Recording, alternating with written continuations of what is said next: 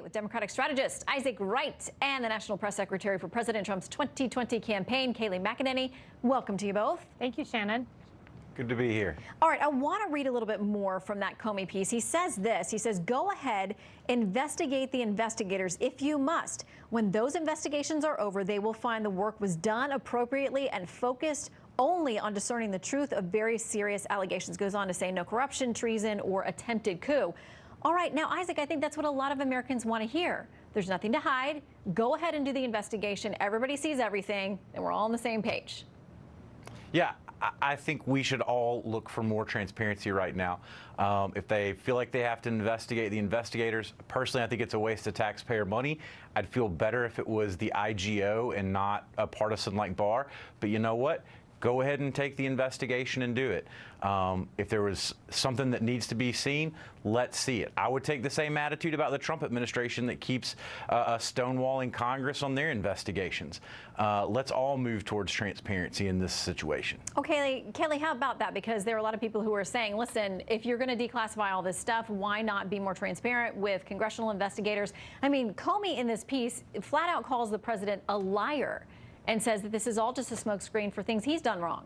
Yeah, not the case. We have a more than 300-page Mueller report. We have more than a year of FBI investigation, 2 years of Mueller investigation, more than 1.4 million documents turned over. There has been unbridled, unprecedented transparency on the part of the president, who didn't declare executive privilege during the Mueller process. But what we do have here are a whole lot of facts suggesting Jim Comey and the upper echelons of the FBI were engaged in a lot of wrongdoing, from Peter Strzok saying, I've got to stop the president, have an insurance policy against the president, the dossier, whose political contents were concealed in a footnote and not fully even aired out in that footnote for a FISA warrant. We've got a lot to look into. I'm glad to hear Isaac encourage transparency, but I hope his fellow Democrats will as well. Okay, now, also we're getting news today. I hope you'll join in inviting the president to transparency. Let's remember, oh, there's been more transparency than ever before.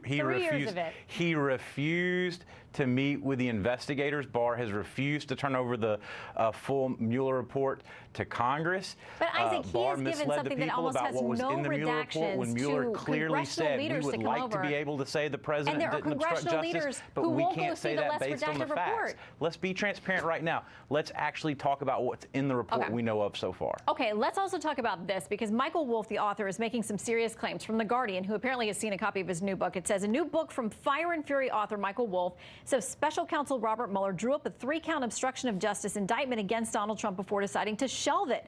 Wolff states that his findings are, quote, based on internal documents given to me by sources close to the office of the special counsel. A rare on-the-record denial from Peter Carr, spokesperson for the special counsel, says the documents that you have described do not exist. Kayleigh, where do we go from here? Yeah, this is amazing. Michael Wolff self-describes as unreliable. You have his fellow journalists saying this guy engages in works of fiction.